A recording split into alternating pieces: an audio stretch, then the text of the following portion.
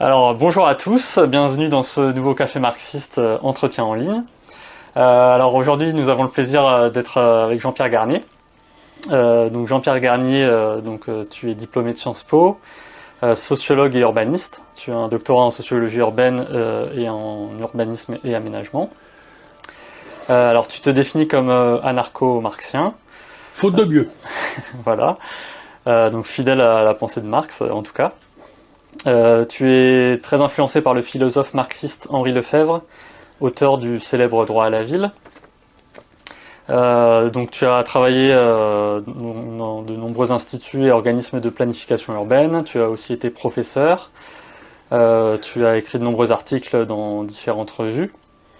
Dans tes ouvrages, on peut citer notamment Des barbares dans la cité, de la tyrannie du marché à la violence urbaine, paru en 96 chez Flammarion. Une violence éminemment contemporaine, Essai sur la ville, la petite bourgeoisie intellectuelle et l'effacement des classes populaires, en 2010 chez Agone. Et aussi le fameux La deuxième droite, écrit avec Louis Janot-Vert, qui est sorti en 86 et qui a été réédité en 2013 suite à l'élection de François Hollande. Alors aujourd'hui on voulait venir parler avec toi du capitalisme et de l'urbanisation. Quels sont les liens entre capitalisme et urbanisation ? Et évidemment, on va en profiter pour parler un peu des révoltes urbaines dans les banlieues françaises qui ont eu lieu récemment. Alors pour commencer, quelle est ton analyse des révoltes et pillages récents suite au meurtre de Naël ? Bon, je dois dire que j'étudie le problème de ce qu'on appelle les violences urbaines, ce qui permet, je peux développer, de ne pas parler de la violence initiale et fondamentale qui est celle du capitalisme, des rapports de production capitalistes. On peut dire même qu'on a la violence numéro 1, c'est celle qui condamne des gens à la marginalisation, à la pauvreté, à l'ostracisation, leur place dans la société, elle est, comment dirais-je, celle d'une couche inférieure, dominée, exploitée, et c'est ça la première violence, on pourrait dire, du capitalisme, qui empêche les gens de bénéficier, pas seulement du droit à la ville, mais on vient sur le droit à la ville, mais somme toute des droits officiellement, comment dirais-je, qui font partie de la démocratie représentative. Les gens qui vivent dans l'habitat dit social, il faut toujours se méfier, là on y reviendra, du langage utilisé dans le domaine de l'aménagement et de l'urbanisme, qui est un langage destiné en fait à célébrer la planification urbaine, mais en même temps à dissimuler ce qu'elle recouvre. Alors donc la première violence, c'est bien celle-là, c'est celle de la ségrégation, de la discrimination, des inégalités dans l'espace. La deuxième violence, effectivement, c'est celle de jeunes notamment, qui se révoltent contre la situation qui leur est faite. Mais cette révolte ne prend pas, même si elle est de caractère politique par ses origines, elle ne revêt pas un caractère politique, étant donné que ces jeunes n'ayant pas bénéficié, j'allais dire, du cursus universitaire qui leur permettrait de se politiser par des lectures, des cours et des échanges dans des lieux, comment dirais-je, réservés à ce que j'appelle la petite bourgeoisie intellectuelle, ces gens-là, leur révolte, c'est une révolte, on peut dire, apolitique, entre guillemets, c'est une révolte de réaction à la situation qui leur est faite, mais évidemment, elle peut prendre un tour violent. C'est le deuxième sens qu'on peut donner à violence urbaine. Mais il y a aussi la violence de la répression. C'est-à-dire que depuis, on pourrait dire en France, les années 80, même la fin des années 70, avec les premières émeutes qui ont eu lieu dans la banlieue de Grenoble, notamment, ou de Paris, la police a été chargée, en dernière instance, de maintenir l'ordre dans les quartiers dits difficiles, à cause de cela d'ailleurs. Ça, c'est le langage officiel. Quartiers, les territoires perdus de la République, comme disent certains. Donc c'est le troisième aspect de la violence urbaine. C'est la violence réactive. Certains disent c'est une violence gratuite, parce qu'il n'y a pas de but officiel, même si c'est du pillage ou si c'est des déprédations. Mais moi, je considère que la violence gratuite, c'est le seul luxe dont disposent des gens qui, toute perspective d'amélioration de leur situation est refusée. Donc, elle n'est pas si gratuite que ça. Et dernière violence pour moi, c'est la violence à travers le langage et le discours qui dénie, somme toute légitimité justement aux révoltes des jeunes de cité. C'est-à-dire, il y a toute une série de discours destinés à discréditer, à démonétiser, à criminaliser les jeunes qui se révoltent. Ça, c'est une forme de violence que le sociologue Bourdieu, qui m'a aussi influencé, pas seulement Lefebvre, qualifiait d'une violence symbolique, à travers le langage. Et donc voilà les 4 types de violence. Et ce que je dois signaler, c'est que la situation qui a résulté récemment du meurtre du jeune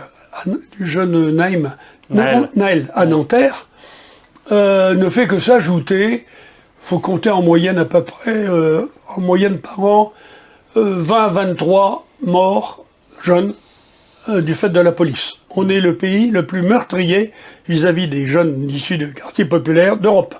On est en tête. On a le pompon, si je peux dire.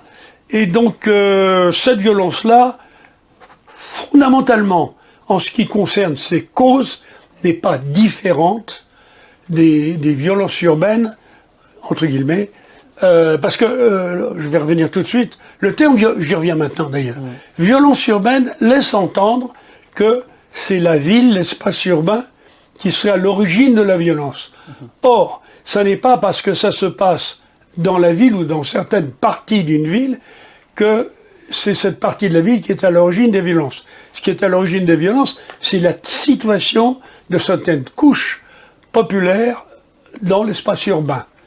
Qui est une situation, j'y reviens pas, je l'ai déjà dit, donc... précarisation. Voilà, précarisation, paupérisation, marginalisation, etc. Bon.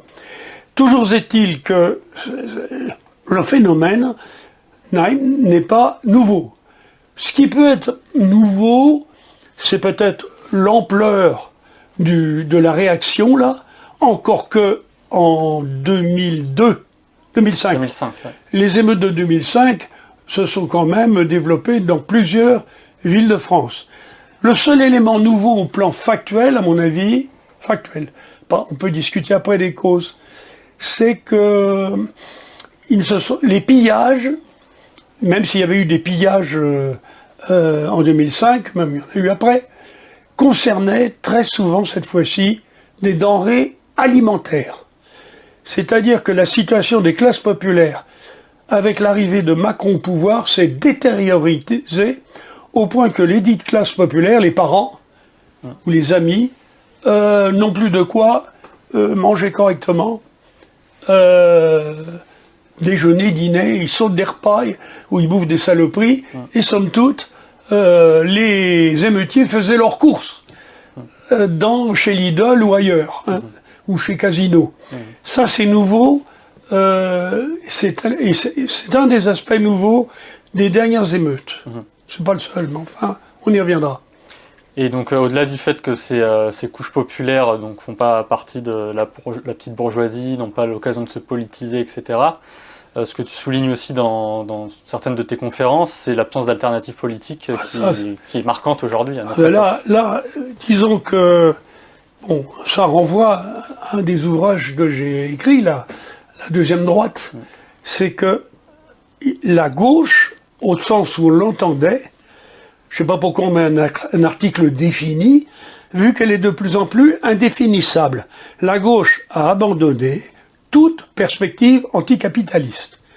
Et elle a fait, depuis l'arrivée au pouvoir de François Mitterrand et de ses sbires, elle a fait une politique carrément de droite, mis à part les 2 ou 3 premières années. Mais à partir du fameux tournant de la rigueur de 1983, la politique de la gauche n'est pas différente de celle de la droite en matière de ralliement au néolibéralisme. Comme dit Avoura, une fois qu'il aura quitté le pouvoir, une des fripouilles les pires de la pseudo-gauche, à savoir Laurent Fabius, nous avons fait le sale boulot. Il le reconnaîtra. Il est bien évident, mais ça c'est un trait commun à tous les pays d'Europe, il n'y a plus d'alternative de gauche anticapitaliste dans les pays d'Europe. C'est valable pour l'Italie, c'est valable pour l'Espagne, Regardez aujourd'hui, Pedro Sanchez, il est quand même le leader président du PSOE, le Parti Socialiste Ouvrier Espagnol, qui est ni socialiste ni ouvrier, c'est un parti de petits bourgeois, et où il est aujourd'hui, il est à Vilnius pour réclamer plus d'armement pour l'Ukraine. On a affaire, alors je pourrais faire la liste, c'est pas la peine, l'Allemagne c'est pareil, il n'y a plus de gauche anticapitaliste en Europe. Et le résultat, c'est la dépolitisation des formes de révolte. C'est plutôt des réactions plutôt que des rébellions orientées Organisé, politiquement. Oui, tout à fait. Alors pour revenir un peu à la ville, donc on parlait de ces quartiers de relégation où les populations sont marginalisées. Pourtant, il me semble que beaucoup de choses ont été faites depuis le début des années 80, avec ce qu'on appelle la politique de la ville ou la rénovation urbaine. Alors est-ce que ces politiques n'ont-elles rien changé ? Sauf exception, et de manière ponctuelle et éphémère, ces politiques n'ont rien changé. Et la preuve en est, c'est que les émeutes continuent. Non seulement elles continuent, mais elles s'amplifient. La politique de la ville, bon, j'y ai consacré je ne sais pas combien, et de bouquins, et de conférences, et d'articles. Moi, je l'appelle la police de la ville. C'est-à-dire que c'est le mot politique au sens étatique et policier du terme, la politique de la ville. En fait, on a appelé ça, comme si la transformation de l'espace pouvait suffire pour transformer la société de manière positive. Or, quand on est pauvre et marginalisé, sans perspective, dans une ville dite rénovée, requalifiée, ça ne change pas la situation concrète des gens qui y habitent. Même si quelquefois, le fait d'avoir créé une bibliothèque, d'avoir créé un terrain de sport, a pu un peu améliorer le quotidien des jeunes banlieusards. Ça se passe souvent en banlieue. Mais la politique dite de la ville, c'est vraiment le type même de terminologie qui font croire que on peut changer, en changeant l'espace, on peut changer la société. Or, d'ailleurs, Raymond Barre l'avait avoué. Il ne s'agit pas de changer de société, il s'agit de changer la société pour ne pas avoir à changer de société. Autrement dit, pour que la société demeure capitaliste, il faut en changer, comment dirais-je, certaines modalités matérielles d'existence. Alors, c'est pas seulement des aménagements urbains, c'est aussi des politiques sociales, des politiques aussi associatives, où il faut associer les gens. Là, il y a un nouveau personnage qui va apparaître dans le discours, c'est le citadin-citoyen. On est tous citoyens. Vous voyez, Bernard Arnault, l'homme le plus riche de France, est citoyen, mais la caissière d'un supermarché est citoyenne. Maintenant, c'est le citoyennisme. On est tous. C'est-à-dire, qu'est-ce que c'est qu'un citoyen? Ça n'a plus du tout le sens révolutionnaire que ça avait en 1789, 1793. Le citoyen, c'est l'agent zélé et bénévole des finalités de l'État. Alors, tout est devenu citoyen. Ça paraît dépasser le clivage de classe. Ah ben là, non, il n'y a plus de classe sociale. Oui. Plus que des citoyens. Et tu expliques aussi que donc cette politique de la ville, en fait, elle traite que les conséquences du système d'exploitation capitaliste. Et tu parles notamment de spatialisme et de localisme, qui permettent de traiter le les spatialisme, c'est justement ce que je viens de dire. C'est le fait que l'on pense traiter un problème social, c'est-à-dire d'inégalité, de domination, d'exploitation, par des méthode spatiale, par des aménagements spatiaux. C'est pour ça qu'ils disent, en changeant la ville, physiquement, on va changer la vie. C'est faux. En changeant physiquement la ville, on n'améliore pas le sort, sauf à la marge des habitants des classes populaires. Bien sûr. Et ça, c'est ce qu'on appelle le spatialisme. Et d'ailleurs, Pierre Bourdieu avait dit, d'ailleurs, tout ce que l'on attribue à la ville, tout ce qui se passe dans l'espace urbain, en termes de troubles et de désordre, a son origine tout à fait ailleurs. C'est-à-dire, ça n'a pas son origine dans d'autres espaces, ça a son origine dans la structure et le fonctionnement d'une société capitaliste. Et en ce qui concerne le localisme, là c'est pareil. Le localisme, ça consiste à croire qu'en changeant sur place un certain nombre d'éléments de l'espace urbain, y compris des éléments non matériels, on va résoudre les problèmes alors que le capitalisme n'est plus du tout, si tant est qu'il ait été, n'est plus du tout local. Aujourd'hui, on est dans une phase de développement du capitalisme qui s'appelle la transnationalisation du capital. Certains parlent de mondialisation du capital. Si on ne touche pas à la transnationalisation des rapports de production capitalistes fondés sur l'exploitation économique, la domination politique et l'assujettissement idéologique, on ne va pas changer grand-chose. Mais il faut s'en tenir au local, ce qui fait qu'on a trouvé une solution sous couvert de décentralisation. On va, contrairement à ce qui se passait après la guerre, même à l'époque où j'étais au schéma directeur de la région parisienne, on va plus affaire à une technocratie centralisée de l'État. C'est plus à elle que va être confié le soin d'organiser l'espace, mais à des élus locaux, sous couvert de décentralisation. Ça va être une des tâches de la gauche au pouvoir à partir des années 80. Et on va dire décentralisation égale démocratisation. Pour qui a étudié un tant soit peu l'aménagement et l'urbanisme, qui sont sous l'égide, en même temps, sous l'égide des élus locaux et d'autre part d'une série d'organismes technocratiques, voire, on pourrait dire, d'organismes privés, y compris des fonds de pension et le reste, l'aménagement de l'espace aujourd'hui n'est pas plus démocratique parce qu'il est décentralisé, puisque les décisions fondamentales, de toute façon, restent pas forcément celles des maires. Les maires sont complices. Je prends un exemple, les Jeux Olympiques de 2024, c'est une affaire qui regarde à la fois la municipalité de Paris, Hidalgo, les technocrates qui sont chargés je sais plus, le SDO, c'est le schéma, comment s'appelle-t-il ? Le SDRIF. Ouais, le schéma de directeur de l'Île-de-France, et aussi d'un certain nombre de ministères, y compris le ministère des Affaires étrangères, pour organiser, pour rendre la ville attractive. Parce qu'aujourd'hui, un des objectifs de la planification, c'est d'être adapté aux desiderata des gens qui, dominent la société. Les grandes entreprises, les banques, les fonds de pension, les investisseurs, les entreprises de tourisme, dans le cas de certaines villes ou de certains espaces. Donc, on en est là. La décentralisation, c'est du bidon en matière de démocratisation. Ça, c'est assez frappant parce que c'est vrai qu'aujourd'hui, par exemple, je lisais dans le magazine Le Point le 2 juillet, les émeutes en France vont faire fuir les touristes étrangers. Oui. Et après, il disait les annulations se multiplient et l'image de la France en prend un coup à un an des JO. Et c'est vrai que dans le domaine de l'aménagement urbain, on parle beaucoup d'attractivité du territoire, rayonnement des métropoles. Rayonnement, ça c'est le vocabulaire.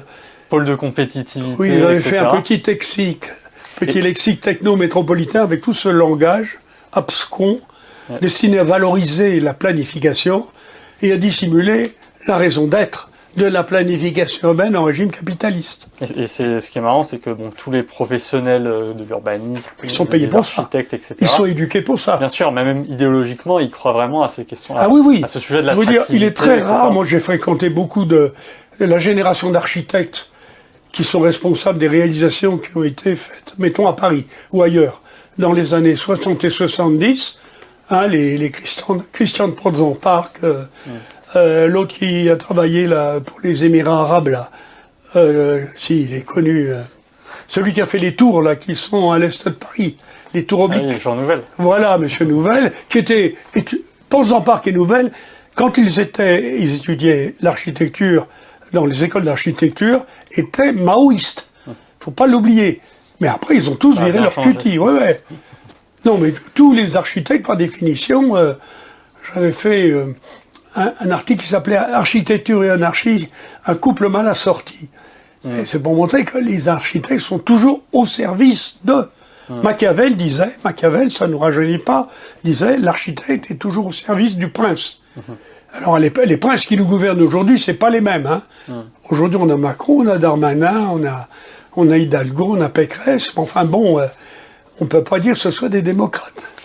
Et est-ce que tu peux un peu nous expliquer Justement, comment ça fonctionne cette concurrence entre les territoires? Et en quoi, en fait, l'attractivité du territoire, c'est pas l'attractivité pour avoir une ville plus belle, plus agréable. Enfin, si, c'est en partie ça, pour attirer des classes moyennes. Si, c'est pour attirer. Mais c'est surtout l'attractivité pour le capital, en fait, pour qu'il investisse sur ces territoires. Simplement, il y a des.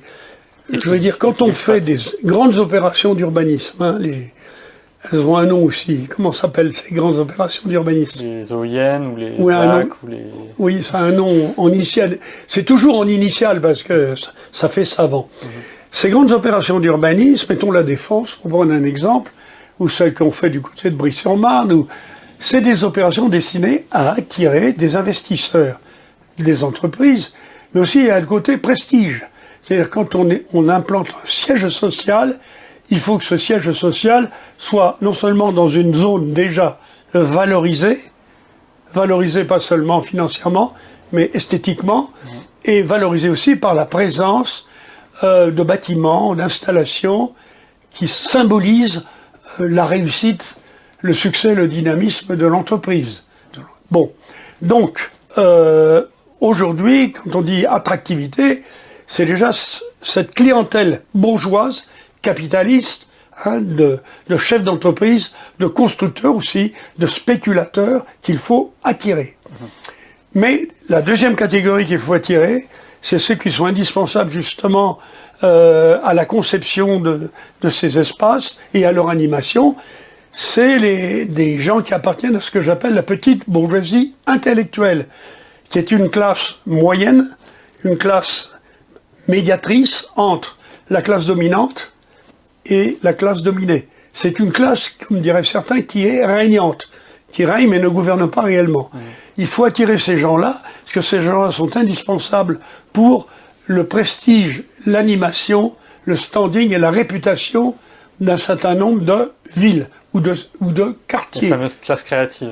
C'est ce qu'on appelle la classe, ce que un urbaniste canadien appelle la classe créative, effectivement.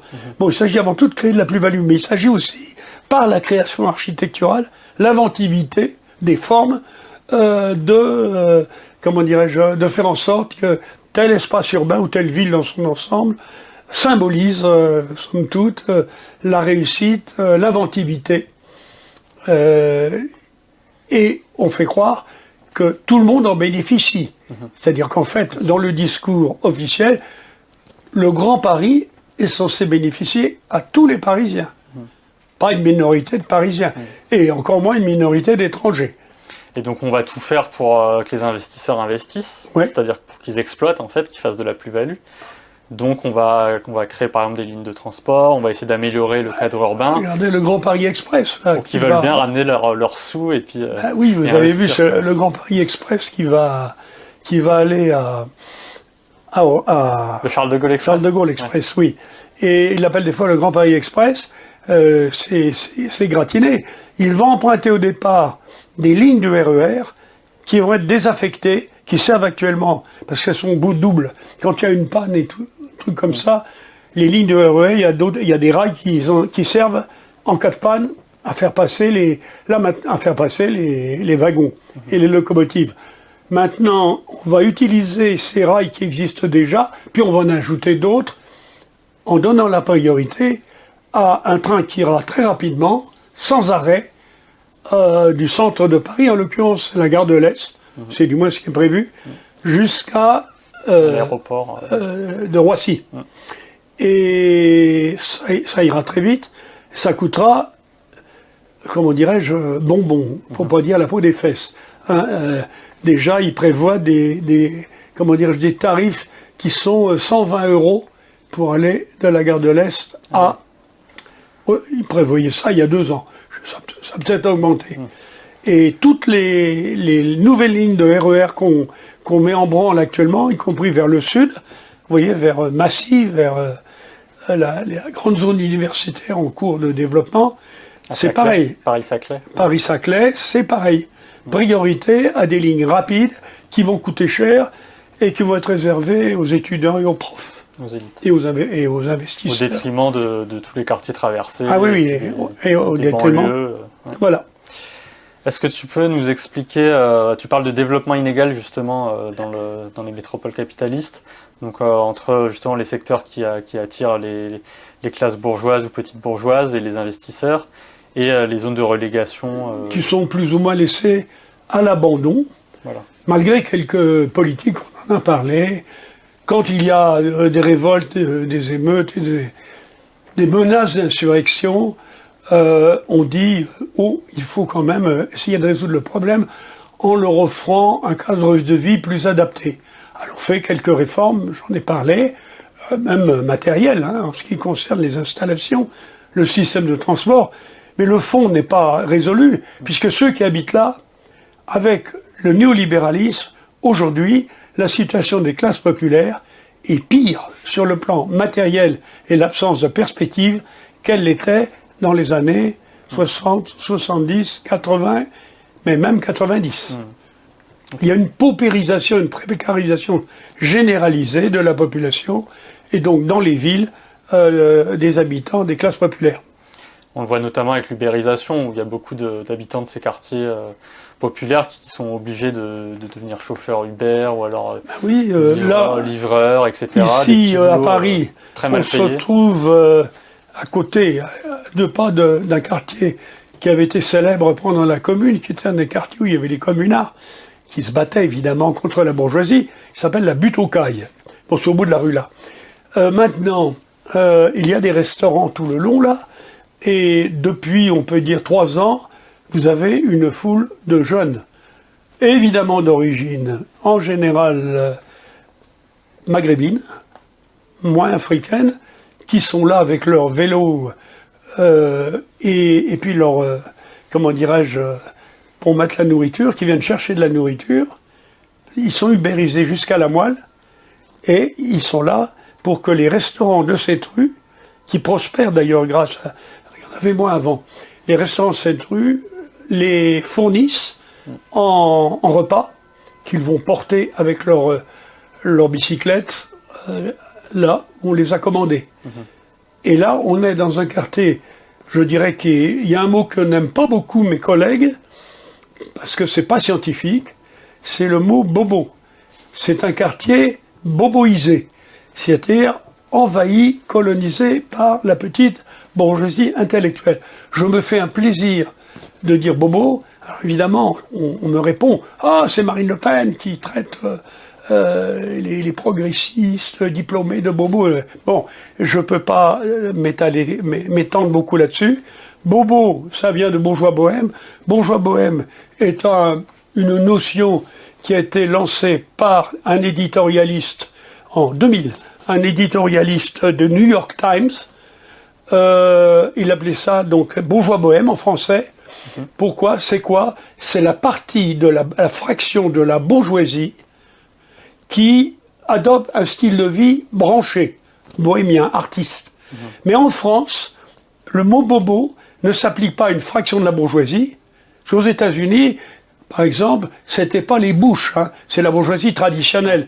C'est celle qui a vécu grâce à l'accumulation du capital dans le pétrole, dans l'industrie métallurgique. C'est celle qui gagnait son fric, comme Elon Musk et d'autres, dans les nouvelles technologies créatives.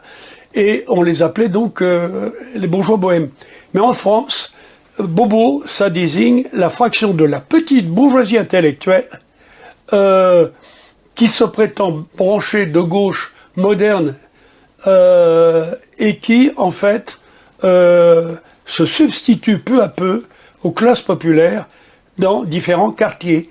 Et le quartier où je vis actuellement, de la Butte aux Cailles, est quasiment entièrement, comme je fais exprès de dire, boboisé. Alors, le langage scientifique, c'est, soi-disant, selon moi, gentrifié. C'est ça. On parle de gentrification, qui est un terme pour moi discutable, est inventé par une sociologue marxiste anglaise dans les années 60. Et la gentry, en fait, en anglais, ça désigne la petite noblesse terrienne. Ça n'a rien à voir avec les petits bourgeois intellectuels diplômés. Mais elle a inventé gentry, gentrification, et c'est le terme officiel utilisé dans la recherche urbaine, aussi bien en France qu'à l'étranger, pour désigner l'expulsion progressive des classes populaires des quartiers centraux des grandes villes ou des villes moyennes au profit de cette nouvelle, comment dirais-je, vague de petits bourgeois diplômés, branchés, modernes, inventifs et Des créatifs. populations qui sont donc reléguées dans des quartiers moins bien desservis, avec Les moins de autres, ceux qui sont, ah ben oui, Voilà. de toute façon, le prix populaire. des logements, qu'il s'agisse de location ou de vente, est devenu totalement inabordable aux classes populaires. Oui, donc elles sont obligées de partir à 15-20 km. Ouais, moi c'est parce que moi heures j'appartiens à la transport. petite bourgeoisie intellectuelle. Hein. Je suis pas bobo dans ni pour mes goûts, ni pour. Mais c'est pour ça qu'ils me détestent. Mais j'appartiens néanmoins à cette classe, dans les sphères moyennes, hein, vraiment pas supérieures. Et c'est pour ça que je peux me payer 27 mètres carrés, il faut être précis, ici, hein, dans un quartier. À la butte aux cailles. À la butte aux cailles, voilà. Tu as parlé tout à l'heure des Jeux Olympiques de Paris 2024, Ouais. donc c'est dans un an. Alors est-ce que tu penses que ça va permettre le développement de la Seine-Saint-Denis, comme l'annonce C'est l'objectif. tous nos édiles? C'est-à-dire, une des idées géniales des urbanistes, des sociologues et des politiciens, Anne Hidalgo en tête, qui est de Paris, mais peu importe, des élus locaux, communistes, entre guillemets, de la Seine-Saint-Denis, c'est qu'il faut il faut utiliser des grands moyens pour que la Seine-Saint-Denis, le 9-3 comme on dit, ne soit plus identifié à ce qu'il y a de pire en matière de relégation urbaine des pauvres. Et pour cela, il faut un événement mondial, les Jeux Olympiques, avec des installations qui sortent du commun. Toutes les installations sportives ne seront pas dans le 9-3. Hein, il y a même la Seine qui va être, soi-disant, une piscine gigantesque. Bon, elle est archi polluée, ils vont avoir du mal, j'en souhaite bien du plaisir. Enfin bon, il y a eu d'autres villes qui sont candidates pour accueillir certaines installations. Mais l'idée, c'est la suivante, c'est que on va changer physiquement le 9-3 grâce à l'identification de ce département au lieu par excellence des Jeux Olympiques de renommée mondiale. Bon, il suffit de faire un tour en Grèce et de savoir ce que sont devenues les installations des Jeux Olympiques qui ont eu lieu là-bas, il y a environ maintenant 20 ans, je crois, 25 ans, où c'est un désastre complet. Les installations ne sont pas entretenues, les gens qui sont là-bas sont toujours les mêmes, et ça n'a pas du tout amélioré la situation des Grecs qui sont victimes d'ailleurs d'une politique sauvage de privatisation depuis que le soi-disant gauchiste Tsipras, Alexis, a retourné sa veste lorsqu'il était au pouvoir. Qui doivent certainement maintenant rembourser toutes les dépenses qui ont été faites pour l'organisation des C'est Jeux. pareil à Barcelone. Et je pense que c'est pareil dans la plupart des cas, je crois qu'il n'y a que à Los Angeles où ça n'a Voilà. pas été le cas. Donc Oui. ça a toujours été en déficit. Oui. Très bien. Alors j'aurais souhaité, dans cette deuxième partie, qu'on revienne un petit peu sur l'évolution de la planification urbaine en France. Oui. Parce que ça, tu t'en parles aussi beaucoup. Depuis la période gaulliste jusqu'à aujourd'hui.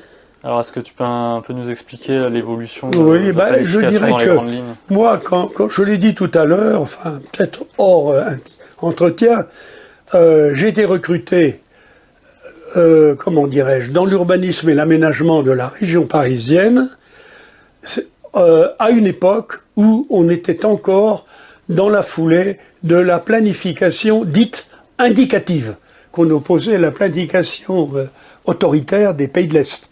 C'est-à-dire à l'époque, pour développer l'économie française, capitaliste, De Gaulle et ses conseillers avaient donné la priorité à la planification, aussi bien sur le plan économique que sur le plan urbanistique, avec un rôle très fort de l'État. C'est l'État qui, en gros, élaborait des plans qui convenaient à l'intérêt bien compris des capitalistes les plus dynamiques, lesquels n'avaient pas une très grande connaissance de ce qu'était la planification. C'est en gros les hauts fonctionnaires technocrates de l'État qui ont éduqué une partie de la bourgeoisie à la planification.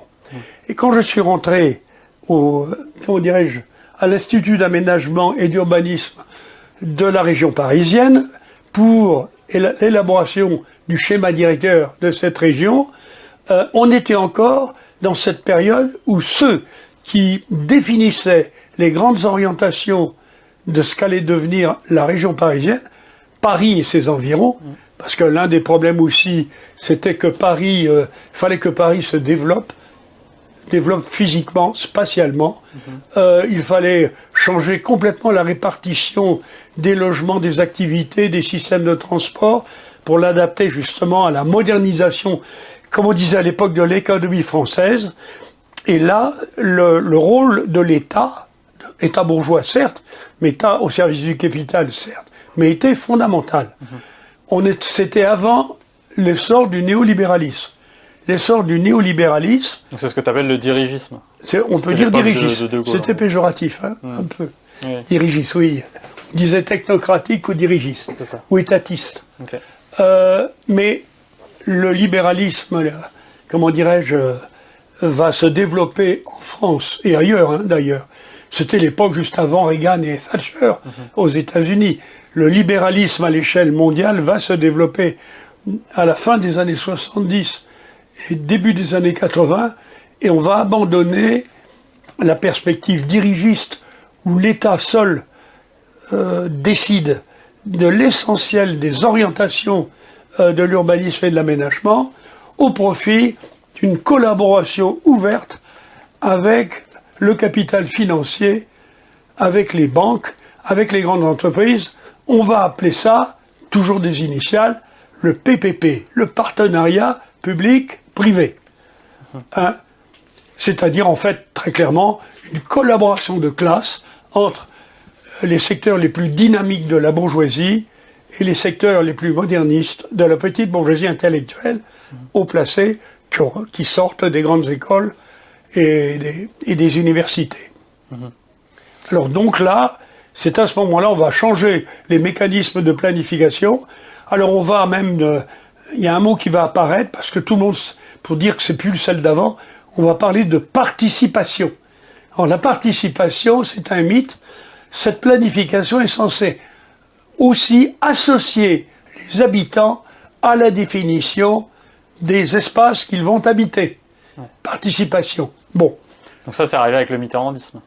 C'est arrivé avec le mitterrandisme, où il y a eu un peu de participation du temps de Giscard. Ouais, okay. Ça commençait déjà avant. Oui, mais alors, on dit grâce aux associations, aux comités de quartier. En fait, les associations, les comités de quartier sont complètement manipulés par les élus locaux. Et ceux qui sont à la tête des associations et des comités de quartier sont virtuellement de futurs adjoints ou membres des conseils municipaux. Là, la participation, c'est, comme on disait, participation, piège à cons. Mais les cons étaient nombreux. Ou des moins cons, parce qu'il y en a qui savaient était leur intérêt. Moi, j'ai plein d'anciens collègues qui se sont mis dans des organismes de participation. Ils avaient des connaissances, notamment en urbanisme, aménagement, sociologie urbaine, et ils se sont mis là-dedans. Aujourd'hui, ils sont, comment dirais-je, à la tête des municipalités, notamment de gauche. Par rapport à ça, j'aimerais lire un extrait du prélude de ton livre La Deuxième Droite, justement qui a été écrit au lendemain de l'élection de Mitterrand en 81. Et justement, toi et tes comparses, vous annoncez déjà... C'est un complice anarchiste, oui. Voilà. Il s'appelait Louis Jeannevert. Vous disiez... il s'appelle toujours, il n'est pas mort. Ouais. Donc vous disiez, mais les grandes messes du socialisme, donc c'était l'arrivée de Mitterrand, ne retarderont pas la réorganisation annoncée, sous couvert de démocratiser l'État. La décentralisation, la régionalisation, le transfert de charges et des compétences aux collectivités locales et aux associations vont accélérer la transformation de la société civile en société civique. Civique, c'est-à-dire composée de citoyens, je l'ai dit, voilà. Aux ordres. C'est ça. Aux ordres sans qu'il soit besoin de leur en donner, hein, entre nous soit dit. Donc, vont accélérer la transformation de la société civile en société civique au nom de l'autogestion du possible, c'est-à-dire de ce qui est considéré comme possible à l'intérieur du capitalisme. C'est à l'échelon local que vont s'effectuer, sous l'égide du PS, le rééquilibrage des rapports sociaux et la régulation des conflits.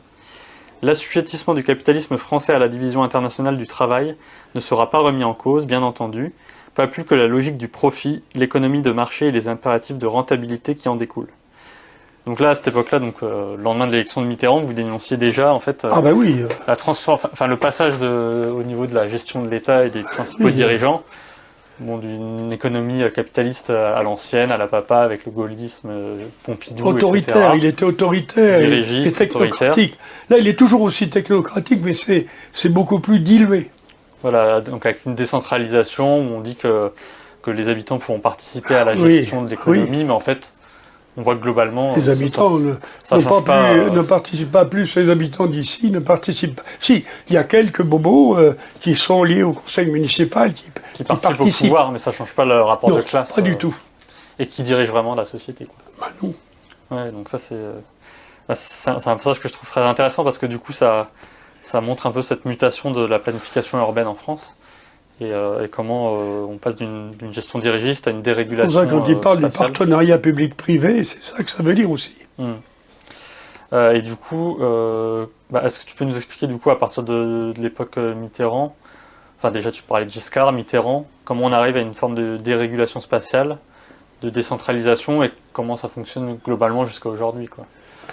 Ce qu'il y a aujourd'hui, c'est qu'il y a multiplication des instances chargées de participer à la définition et au contrôle de l'urbanisation. C'est-à-dire, on ne sait plus, ou on sait mal, qui, en fin de compte, décide de telle ou telle localisation d'équipement ou de création de tel équipement, parce que c'est devenu, et c'est volontaire, hein, on dit, on s'y reconnaît plus. Il y a une multiplication et la prolifération d'initiales pour définir des comités, des commissions. Par exemple, quand on est passé plan local d'urbanisme, PLU, qui a remplacé le POS, plan d'occupation des sols, ça n'a pas changé grand-chose. Mais ceux qui décident ne sont pas tout à fait les mêmes. Aujourd'hui, un élu local peut faire appel à une instance privée, un organisme privé, pour définir le plan d'un quartier. Avant, c'était automatiquement une instance étatique, locale. Mais aujourd'hui, on peut faire appel. C'est comme aujourd'hui, sur le plan général, on parle beaucoup des cabinets de conseil. Hein. Là, c'est un peu la même chose. Ce sont des organismes, ou des organes, plutôt que des organismes privés, qui sont de plus en plus associés au public pour définir des orientations urbanistiques, pour définir quelle priorité accorder à tel type d'équipement, pour définir les architectes auxquels on va s'adresser. C'est de plus en plus confus et compliqué. Mais la confusion et la complication, c'est peut-être un obstacle pour la compréhension des mécanismes et des processus, mais c'est un avantage immense pour noyer le poisson de la décision dans des régimes que l'on qualifie à tort de démocratiques.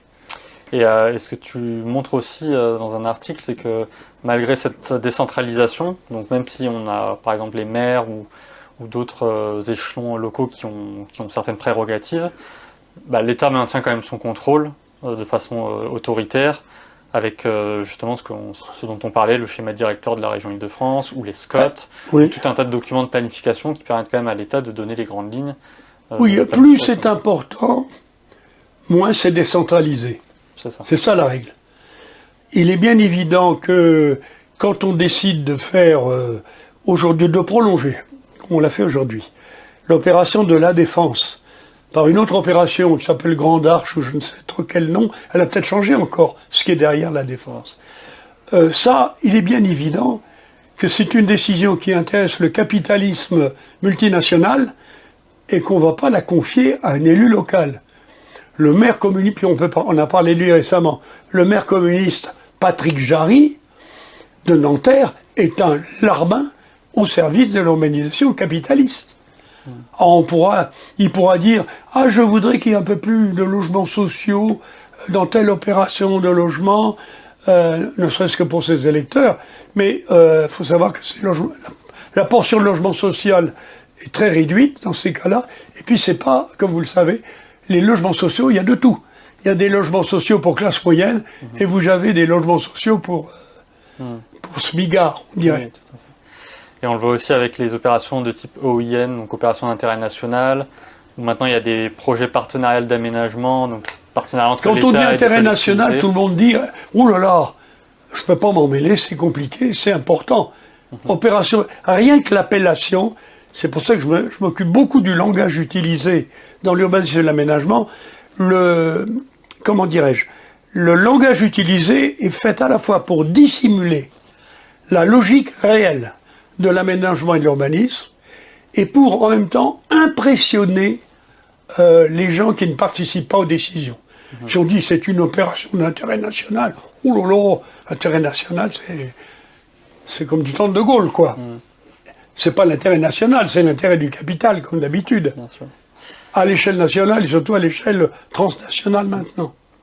Ce qui est marrant aussi, c'est que par rapport à justement à ces questions sémantiques là, où aujourd'hui, par exemple, bon, il y a Macron qui parle à chaque fois de nouvelles phases de décentralisation, d'autonomie des territoires, etc. Alors en fait, ce qu'on observe maintenant, c'est que les maires sont de plus en plus dessaisis aussi de leur pouvoir, alors que c'est pourtant eux qui sont élus au suffrage universel direct. Ils ont moins en moins de moyens aussi. Ils ont moins en moins de moyens et ils ont moins en moins de prérogatives aussi. Et en fait, ils sont complètement dominés par les communautés d'agglomération, les territoires qui sont promus justement par... Il y a une hiérarchie parmi les maires. Il y en a qui sont des élus locaux au niveau régional aussi. Alors déjà, ça ne veut pas dire qu'ils ont tellement plus de pouvoir, mais déjà, le maire d'une commune de 400 habitants, son pouvoir est ridicule. Le maire qui est en même temps conseiller régional, mettons Pécresse, tiens, Valérie Pécresse, elle est quand même, elle est à l'échelle régionale en matière de décision. Mais elle est une parmi d'autres, des dizaines d'autres, pour décider. Et c'est pas elle qui va décider des grandes lignes de l'aménagement de la banlieue sud-ouest de Paris. C'est pas elle. Elle va se contenter d'approuver, en essayant qu'il y ait quelques mesures qui ne nuisent pas à son électorat. Surtout qu'en ce moment, ce qui la concerne, son avenir est plutôt d'ARL. Et du coup, je voulais aussi qu'on aborde l'urbanisme de projet, parce que ça se développe aussi depuis pas mal d'années. Est-ce que tu peux nous expliquer un peu en quoi ça consiste C'est toujours pareil. C'est des appellations non contrôlées, sinon par ceux qui les forgent. L'urbanisme de projet, ça fait bien. C'est-à-dire que l'urbanisme est toujours inspiré, en principe, par un projet. Alors un projet, qu'est-ce que c'est un projet? C'est quelque chose de construit qui synthétise et résume la finalité d'une opération. Avant, on avait tendance à dire que l'urbanisme était destiné à résoudre des problèmes urbains. Maintenant, il y a projet. Projet, c'est formidable. Jadis, les campagnes électorales, j'ai un projet pour la France. Projet, ça veut dire quoi? Une vision globale et synthétique qui permet d'orienter une politique. Ben là, c'est pareil pour l'urbanisme. Mais on ne s'interroge pas beaucoup sur la nature du projet en question, qui peut changer d'ailleurs, entre parenthèses.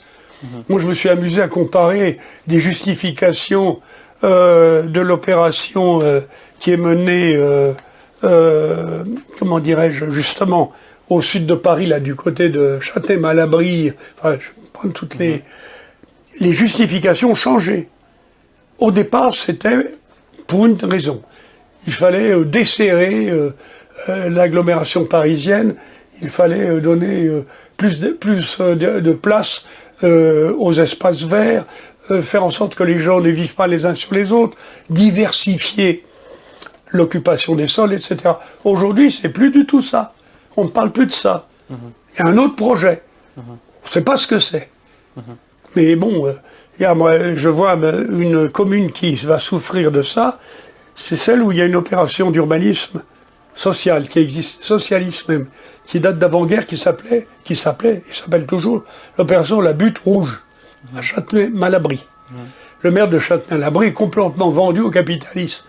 Mais ce qu'ils veulent maintenant, c'est détruire une partie. Alors c'était un urbanisme, justement, des années 30, où destiné aux classes populaires, avec un souci de recherche, comment dirais-je, paysagiste, de matériaux attrayants.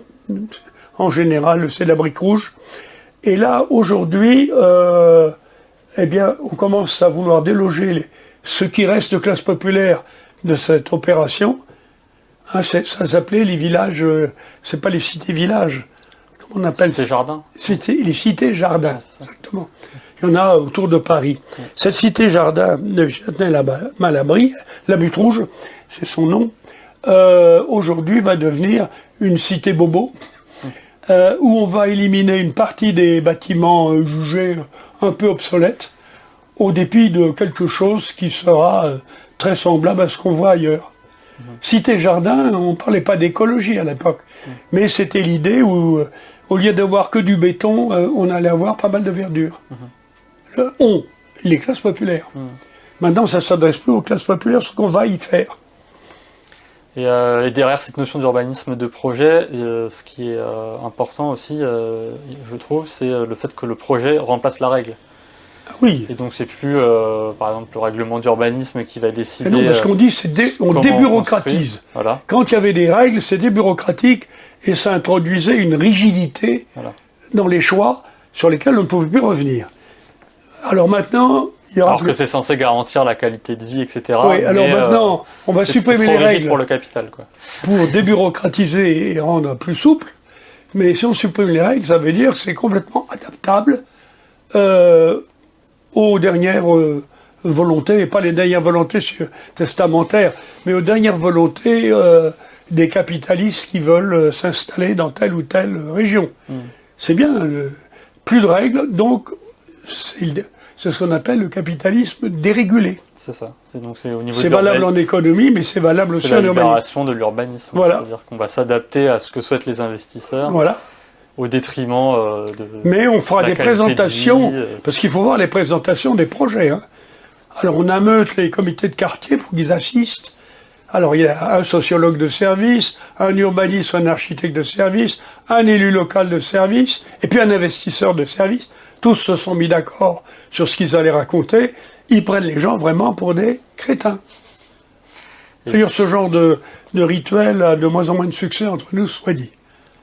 Il y a un côté de désaffection générale, comme vous le savez, vis-à-vis de la politique politicienne qui touche même ces simagrées de concertation démocratique qu'est l'urbanisme citoyen. Oui, parce que tout est citoyennisé. Tu parlais aussi du rôle de la novlangue dans ce processus-là. Oui, je n'ai pas arrêté d'en parler depuis le début. Pour justifier. Aujourd'hui, ça passe beaucoup aussi par ce que tu appelles l'escrologie. Ah oui, alors l'escrologie. Quelques exemples. L'escrologie, comme son nom l'indique, c'est l'utilisation de l'écologie pour, comment dirais-je, rénover les modalités d'inscription dans l'espace du capitalisme. Alors maintenant, tout le monde doit se mettre au vert. Je dis escrologie, vous devinez le jeu de mots. C'est-à-dire qu'on se fout, une fois de plus, on se fout du citoyen lambda pour lui expliquer que désormais, la priorité dans l'urbanisme, une des priorités, mis à part la priorité économique, mais la priorité esthétique, la priorité concernant le mode de vie, c'est sauver la planète, respecter la nature. Donc on met tout au vert. Et alors donc ça donne un urbanisme et une architecture dont les formes font une grande place, on pourrait dire, à des espaces dits verts. Ça attire beaucoup ceux que j'appelle les bobos, la petite bourgeoisie intellectuelle, qui aime beaucoup ça. D'autant plus que c'est à elle que sont réservées les principales opérations destinées à verdir ou reverdir l'urbanisation du capital. Alors, j'appelle les escrologistes, d'une manière plus générale, c'est changer la ville une fois de plus pour ne pas avoir à changer la société. Et surtout, ne pas avoir à changer, comme l'a dit Raymond Barre, que j'ai cité tout à l'heure, ne pas avoir à changer de société. Alors, ils appellent les escrologistes parce que ces gens-là, dans tous les domaines, Hein, c'est valable pour la politique internationale en ce moment. Pour la guerre en Ukraine, les plus bellicistes, ce sont les escrologistes, vous voyez, C'est ça, les Verts. complètement déchaînés. Ce qui est marrant aussi dans cette histoire-là, c'est que bon, il y a beaucoup de petits bourgeois ou de personnes de cette classe qui vont vraiment être adeptes de cette renaturation de la ville, etc. Et par ailleurs, ils vont jamais se poser la question des impacts climatiques énormes de la libéralisation de l'Union européenne, du libre-échange à l'échelle mondiale, quoi. Non, ça, ils s'occupent pas de ça, là. C'est un peu comme les éoliennes, ça. Hein. Ils sont pour les éoliennes et ils n'ont pas examiné exactement les dégâts que causent les éoliennes vis-à-vis de la faune, les poissons, la pêche, vis-à-vis du tourisme. Le fait qu'elles coûtent beaucoup plus cher en termes de ressources énergétiques que n'importe quelle autre ressource, parce qu'il faut savoir que c'est quelque chose qui ne fonctionne que s'il y a du vent, déjà, mais les escrologistes sont à fond pour les éoliennes. Et du coup, on en revient aussi à la relégation des quartiers dont on parlait au début, c'est-à-dire que aujourd'hui, on va supprimer toutes les voitures dans les centres-villes, Ouais. tout le monde doit se mettre au vélo, etc.